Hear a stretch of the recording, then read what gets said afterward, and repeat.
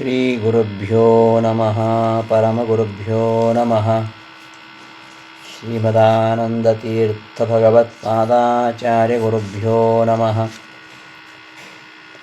ವ್ಯಾಸಾಯ ಭವನಾಶಾಯ ಶ್ರೀಶಾಯ ಗುಣರಾಶಯೇ ಹೃದ್ಯಾಯ ಶುದ್ಧವಿದ್ಯಾಯ ಮಧ್ವಾಯ ಚ ನಮೋ ನಮಃ.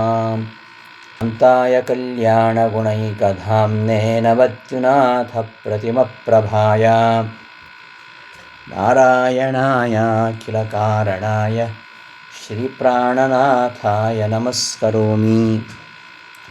ಶ್ರೀ ಗುರುಭ್ಯೋ ನಮಃ. ಮಧ್ವಿಜಯ ಪಾಠಕ್ಕೆ ಸುಸ್ವಾಗತ. ಮಧ್ವಿಜಯದ 2ನೇ ಸರ್ಗ. ರಾಮಾಧಿವೇಶಿತ ಹರಿಸ್ವಸುರಮೌಲಿಮಾಲಾ. ರಾಮಾಧಿವೇಶಿತ ಹರಿಸ್ವಸುರಮೌಲಿಮಾಲಾ ರಾಜದ್ವಿಮಾನಗಿರಿಶೋಭಿತ ಮಧ್ಯುವಾಸ ಕ್ಷೇತ್ರಂ ಸ ಪಾಜಕಪದಂ ತ್ರಿಕುಲೈಕಕೇತು ಕಂ ಯದ್ದದಾತಿ ಸತತಂ ಖಲು ವಿಶ್ವಪಾಜಾತ್. ಈ ಪದ್ಯದಲ್ಲಿ ಮಧ್ಯಗೇಹ ಭಟ್ಟರು ಪಾಜಕ ಕ್ಷೇತ್ರದಲ್ಲಿ ವಾಸವಾಗಿದ್ದರು ಅಂತ. ಅದೆಂಥದ್ದು ಪಾಜಕ ಕ್ಷೇತ್ರ? ಅದು ತ್ರಿಕುಲೈಕ ಕೇತು. 3 ಗ್ರಾಮಗಳಿಗೆ 3 ವಂಶಕ್ಕೆ ಧ್ವಜದಂತೆ ಇದೆ. ಅಲ್ಲಿ 3 ವಂಶಗಳು, 3 ವಂಶಕ್ಕೆ ಧ್ವಜದಂತೆ ಇರತಕ್ಕಂತಹ ಆ ಬ್ರಾಹ್ಮಣರು. ಒಂದು ವಡಿಪ್ಪೆ, ಮತ್ತೊಂದು ಪಾರ್ಪದಾನೆ, ಮತ್ತೊಂದು ಕಬೇಗೋಡೆ ಅಂತ. ಈ 3 ವಂಶಗಳು ತ್ರಿಕುಲ. ವಡಿಪ್ಪೆ, ಪಾರ್ಪದಾನೆ, ಕಬೇಕೋಡೆ ಎಂಬ 3 ವಂಶಕ್ಕೆ ಏಕಕೇತು ಮುಖ್ಯ ಧ್ವಜಂತೆ ಇರತಕ್ಕಂಥವರು ಆ ಬ್ರಾಹ್ಮಣರು, ಮಧ್ಯಗೇಹ ಭಟ್ಟರು. ರಾಮಾಧಿವೇಶಿತ ಹರಿಸ್ವಸುರಮೌಲಿಮಾಲಾ ರಾಜದ್ವಿಮಾನ ಗಿರಿಶೋಭಿತಂ ಅಧ್ಯುವಾಸ. ಅವರು ಎಲ್ಲಿ ವಾಸ ಮಾಡಿದರು ಅಂದರೆ, ರಾಮಾಧಿವೇಶಿತ, ರಾಮ ಪರಶುರಾಮನಿಂದ ಅಧಿವೇಶಿತ ಪ್ರತಿಷ್ಠೆ ಮಾಡಲ್ಪಟ್ಟ, ಹರಿಸ್ವಸರು ಶ್ರೀಕೃಷ್ಣನ ತಂಗಿಯಾದ ದುರ್ಗೆ ಎಂಬ ಮೌಲಿಮಾಲಾ ತಲೆಯ ಮಾಲೆಯಿಂದ ರಾಜತ್ ಪ್ರಕಾಶಿಸುವ ವಿಮಾನಗಿರಿ, ವಿಮಾನವೆಂಬ ಬೆಟ್ಟದಿಂದ ಶೋಭಿತಂ ಅಲಂಕಾರಗೊಂಡ ಎತ್ತು ಯಾವ ಕ್ಷೇತ್ರ ಇದೆಯೋ, ವಿಶ್ವಪಾಜಾತ್ ವಿಶ್ವಪ ಸಕಲವನ್ನು ಕಾಪಾಡುವ, ಅಜಾತ್ ಹುಟ್ಟಿಲ್ಲದ ಪರಶುರಾಮನಿಂದ ಸತತಂ ಯಾವಾಗಲೂ, ಕಂ ನೀರನ್ನು ದಧಾತಿ ಕೊಡುತ್ತದೆಯೋ ಧರಿಸಿದೆಯೋ ಅಂತಹ ತತ್ ಅಂತಹ ಪಾಜಕ ಪದಂ ಪಾಜಕವೆಂಬ ಕ್ಷೇತ್ರದಲ್ಲಿ ಅಧ್ಯುವಾಸ ವಾಸ ಮಾಡಿದರು. ತ್ರಿಕುಲೈಕ ಕೇತು ಸಹ ರಾಮಾಧಿವೇಶಿತ ಹರಿಸ್ವಸುರಮೌಲಿಮಾಲಾ ರಾಜದ್ವಿಮಾನಗಿರಿಶೋಭಿತಂ ಯತ್ಕ್ಷೇತ್ರಂ ವಿಶ್ವಪಾಜಾತ್ ಸತತಂ ಕಂ ದದಾತಿ ಖಲು ತತ್ ಪಾಜಕ ಪದಂ ಅಧ್ಯುವಾಸ. ಪಾಜಕ ಕ್ಷೇತ್ರದಲ್ಲಿ ಅವರು ವಾಸ ಮಾಡಿದರು. ಎಂಥ ಪಾಜಕ ಕ್ಷೇತ್ರ, ಹೇಗಿದೆ ಅದು ಅಂದರೆ, ಆ ಬ್ರಾಹ್ಮಣರು ಮಧ್ಯಗೇಹ ಭಟ್ಟರು ತ್ರಿಕುಲೈಕ ಕೇತು, 3 ಕುಲಕ್ಕೆ ಅವರು ಧ್ವಜದ ಹಾಗೆ, ಮುಖ್ಯ ಧ್ವಜದ ಹಾಗೆ ಇದ್ದಾರೆ. ಏಕಕೇತು ಮುಖ್ಯ ಧ್ವಜದಂತೆ ಇದ್ದಾರೆ. ವಡಿಪ್ಪೆ, ಪಾರ್ಪದಾನೆ, ಕಬೇಕೋಡೆ ಎಂಬ 3 ವಂಶಕ್ಕೆ ಮುಖ್ಯ ಧ್ವಜದಂತೆ ಇರತಕ್ಕಂತಹ ಆ ಮಧ್ಯಗೇಹ ಭಟ್ಟರು ಎಲ್ಲಿ ವಾಸ ಮಾಡಿದರು ಅಂದರೆ, ಪಾಜಕ ಕ್ಷೇತ್ರದಲ್ಲಿ ವಾಸ ಮಾಡಿದರು. ಪಾಜಕ ಕ್ಷೇತ್ರ ಹೇಗಿದೆ ಅಂತಂದರೆ, ಅದನ್ನು ರಾಮಾಧಿವೇಶಿತ ಹರಿಸ್ವಸುರಮೌಲಿಮಾಲಾ ರಾಜದ್ವಿಮಾನ ಗಿರಿಶೋಭಿತಂ ಅಧ್ಯುವಾಸ. ಅದು ಹೇಗಿದೆ ಅಂದರೆ, ದುರ್ಗಾದೇವಿಯ ಬೆಟ್ಟ ಇದೆ ಇಲ್ಲಿ. ಪರಶುರಾಮನೇ ಪ್ರತಿಷ್ಠೆ ಮಾಡಿರತಕ್ಕಂತಹ, ರಾಮಾಧಿವೇಶಿತ ಪರಶುರಾಮನಿಂದ ಪ್ರತಿಷ್ಠೆ ಮಾಡಲ್ಪಟ್ಟಂತಹ ಹರಿಸ್ವಸರು, ಆ ಕೃಷ್ಣನ ತಂಗಿ, ವಸುದೇವ ನಂದಗೋಪರು ಅಣ್ತಮ್ಮಂದರು. ಕೃಷ್ಣ ವಸುದೇವನ ಮಗ. ಆ ದುರ್ಗೆ ಮಗಳಾಗಿ ಪ್ರಾದುರ್ಭವಿಸಿದ್ದಾಳೆ. ಆದ್ದರಿಂದ ದುರ್ಗೆ ಶ್ರೀಕೃಷ್ಣನ ತಂಗಿ. ಇಂತಹ ಕೃಷ್ಣನ ತಂಗಿಯಾಗಿರತಕ್ಕಂತಹ ದುರ್ಗೆ ಎಂಬ ಮೌಲಿಮಾಲಾ ತಲೆಯ ಮಾಲೆಯಿಂದ ರಾಜತ್ ಪ್ರಕಾಶಿಸುವ ವಿಮಾನಗಿರಿ, ವಿಮಾನಾಕಾರದ ಬೆಟ್ಟ, ವಿಮಾನಾಕಾರದ ಬೆಟ್ಟ, ಅದರಿಂದ ಶೋಭಿತ ಅಲಂಕೃತಗೊಂಡ ಯತ್ಕ್ಷೇತ್ರಂ, ಯಾವ ಪಾಚಕ ಕ್ಷೇತ್ರ ಇದೆಯೋ ಆ ಕ್ಷೇತ್ರ ವಿಮಾನಗಿರಿಯಿಂದ ಅತಿಶಯವಾಗಿ ಕಂಗೊಳಿಸ್ತಾ ಇದೆ. ಆ ವಿಮಾನಗಿರಿಯಲ್ಲಿ ಕೃಷ್ಣನ ತಂಗಿಯಾಗಿರ್ತಕ್ಕಂತಹ ದುರ್ಗೆಯನ್ನು ಪರಶುರಾಮ ದೇವರು ಪ್ರತಿಷ್ಠೆ ಮಾಡಿದ್ದಾರೆ ಆ ವಿಮಾನದಂತಿರ್ತಕ್ಕಂತಹ ಬೆಟ್ಟದಲ್ಲಿ. ಅದನ್ನೇ ದುರ್ಗಾ ಬೆಟ್ಟ ಅಂತ ಇವತ್ತು ಹೇಳೋದು. ಅಂತಹ ಆ ವಿಮಾನಗಿರಿಯಿಂದ ಆ ದುರ್ಗಾ ಬೆಟ್ಟವೆಂಬ ಮೌಲಿಮಾಲ, ತಲೆಯ ಮಾಲೆ, ಅದರಿಂದ ಶೋಭಿಸ್ತಾ ಇರತಕ್ಕಂತಹ ಆ ಬೆಟ್ಟದಿಂದ ಅಲಂಕೃತಗೊಂಡಿರ್ತಕ್ಕಂತಹ ಕ್ಷೇತ್ರ ಅದು ಪಾಜಕ ಕ್ಷೇತ್ರ. ಯಾವಾಗಲೂ ನೀರು, ಬಿಲ್ಲು, ತನ್ನ ಕೊಡಲಿ, ಬಿಲ್ಲು, ಬಾಣ, ಗದೆ ಇವುಗಳಿಂದ ಕಲ್ಲಿನ ಭೂಮಿಯನ್ನು ಸೀಳಿ 4 ತೀರ್ಥಗಳ ನಿರ್ಮಾಣ ಮಾಡಿದ.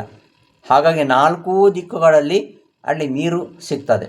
ಆದ್ದರಿಂದ 4 ದಿಕ್ಕುಗಳಲ್ಲಿ ಅದು ಯಾವಾಗಲೂ ನೀರನ್ನು ಹೊಂದಿರುವುದರಿಂದ ಅದಕ್ಕೆ ಪಾಜಕ, ವಿಶ್ವಪಾಜಾತ್, ವಿಶ್ವಪ ಎಲ್ಲರನ್ನೂ ಕಾಪಾಡುವ, ಅಜಾತ್ ಹುಟ್ಟಿಲ್ಲದ ಪರಶುರಾಮನಿಂದ, ವಿಶ್ವಪಾಜ ಅಂದರೆ ಪರಶುರಾಮನಿಂದ ಸತತಂ ಯಾವಾಗಲೂ ಕಂ ದದಾತಿ, ಪರಶುರಾಮನಿಂದಾಗಿ ಆ ಪಾಜಕ ಯಾವಾಗಲೂ ಧರಿಸಿದೆ. ಕಂ ಅಂದರೆ ನೀರು, ನೀರಂ ಯತ್ತು ಯಾವ ಪಾಚಕವು ವಿಶ್ವಪಾಜಾತ್, ವಿಶ್ವ ಎಲ್ಲರನ್ನೂ ರಕ್ಷಣೆ ಮಾಡತಕ್ಕಂಥ, ಅಜಾತ್ ಜನ್ಮರಹಿತನಾಗಿರ್ತಕ್ಕಂತಹ ಪರಶುರಾಮನಿಂದ, ಕಂ ಪರಶುರಾಮ ನಿರ್ಮಾಣ ಮಾಡತಕ್ಕಂತಹ 4 ತೀರ್ಥಗಳ ಮೂಲಕವಾಗಿ ಕಂ ನೀರನ್ನು ದದಾತಿ ಧರಿಸಿದೆಯೋ, ಆದ್ದರಿಂದಲೇ ಪಾಜಕ ಅಂತ ಪ್ರಸಿದ್ಧವಾಗಿದೆಯೋ ಅಂತಹ ಪಾಜಕ ಪದಂ, ಪಾಜಕವೆಂಬ ಕ್ಷೇತ್ರವನ್ನು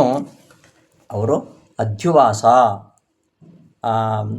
ಮದ್ದಿಗೆ ಭಟ್ಟರು ಅಲ್ಲಿ ವಾಸ ಮಾಡಿದರು ಅಂತ. ಈ ಪಾಜಕದಲ್ಲಿ, ಪಾಜಕ ಅತ್ಯಂತ ಪವಿತ್ರವಾಗಿರ್ತಕ್ಕಂಥ ಸ್ಥಳ. ಹಿಮಾಲಯ ಪರ್ವತಕ್ಕಿಂತಲೂ ಗಂಗಾದಿ ಜಡತೀರ್ಥಗಳಿಗೆ ಉಗಮಸ್ಥಾನ ಹಿಮಾಲಯ ಪರ್ವತ. ಆದರೆ ಪಾಜಕ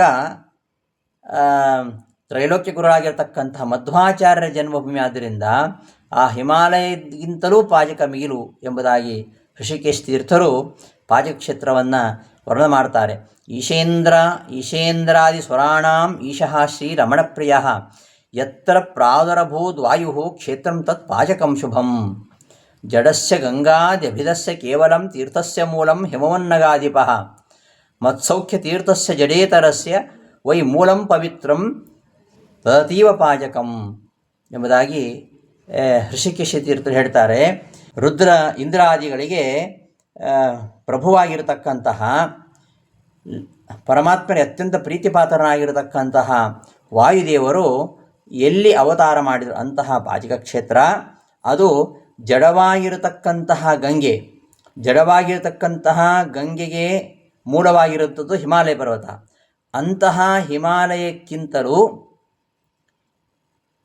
ಹಿಮಾಲಯ ಗಂಗೆಗೆ ಜನ್ಮ ಕೊಟ್ಟಿದೆ, ಆದರೆ ಪಾಜಕ ಅದು ಮಧ್ವಾಚಾರ್ಯ ಜನ್ಮ ಕೊಟ್ಟಿದೆ ಎಂಬ ಕಾರಣಕ್ಕೆ ಅದಕ್ಕಿಂತಲೂ ಹಿಮಾಲಯಕ್ಕಿಂತಲೂ ಈ ಪಾಜಕ ಪವಿತ್ರವಾಗಿರುವಂಥದ್ದು ಎಂಬುದಾಗಿ ಸಂಪ್ರದಾಯ ಪದ್ಧತಿಯಲ್ಲಿ ಹೇಳ್ತಾರೆ.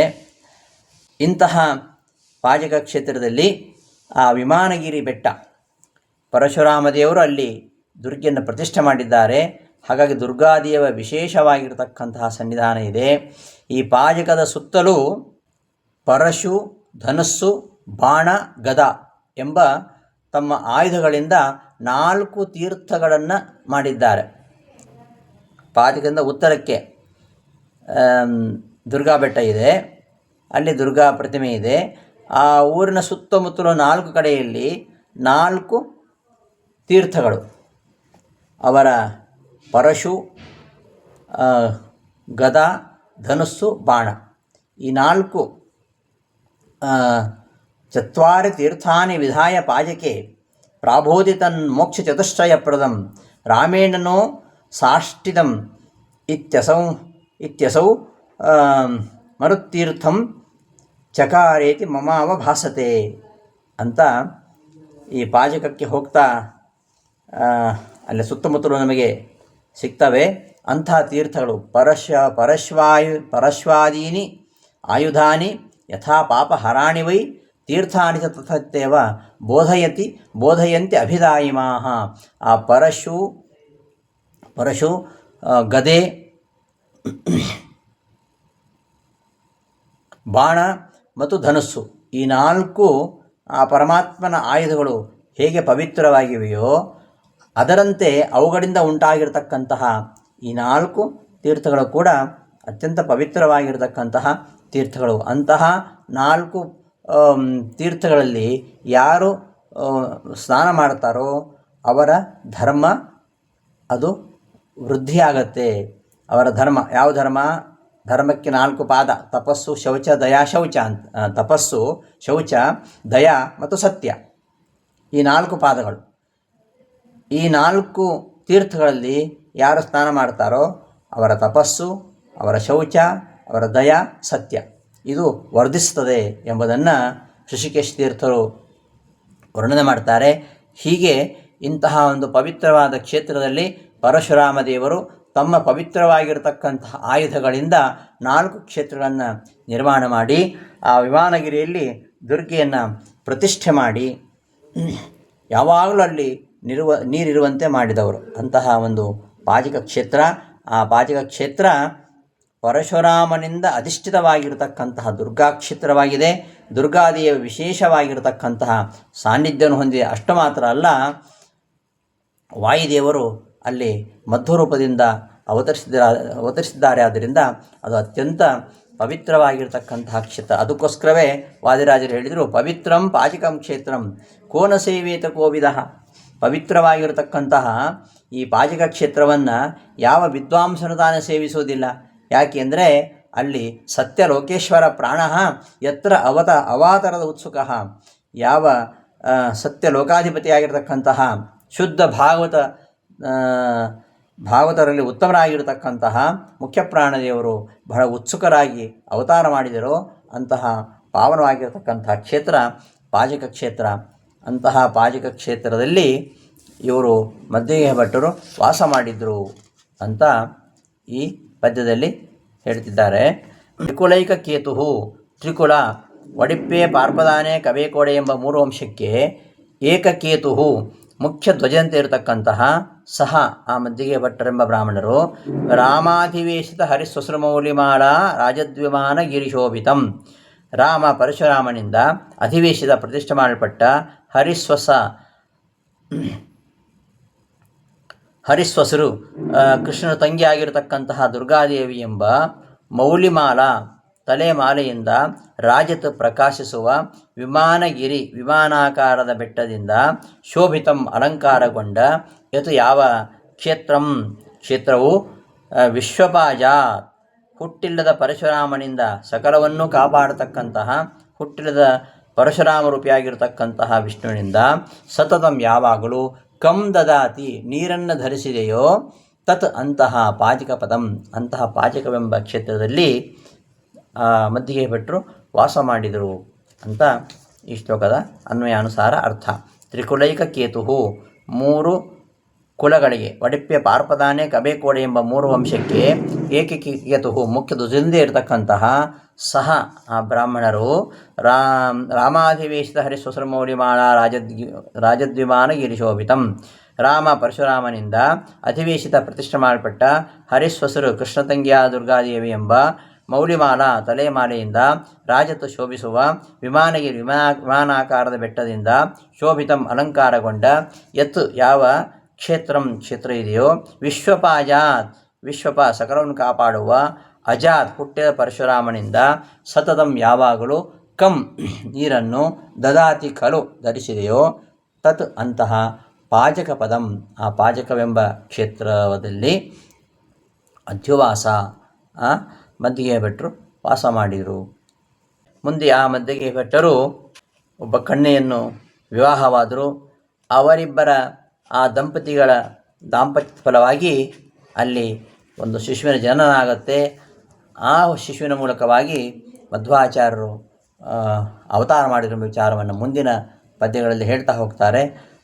ಆ ವಾಯುದೇವರ ಅವತಾರದ ಚರಿತ್ರೆಯನ್ನು ಮುಂದಿನ ಶ್ಲೋಕಗಳು ಹೇಳ್ತಕ್ಕಂತಹ ಚರಿತ್ರೆಯನ್ನು ಮುಂದೆ ನೋಡೋಣ ಅಂತ ಹೇಳ್ತಾ ಈ ದಿನದ ಪಾಠವನ್ನು ಸಮಾಪ್ತಿಗೊಳಿಸ್ತೇನೆ. ಶ್ರೀಕೃಷ್ಣ ಅರ್ಪಣಮಸ್ತು. ಧನ್ಯವಾದಗಳು.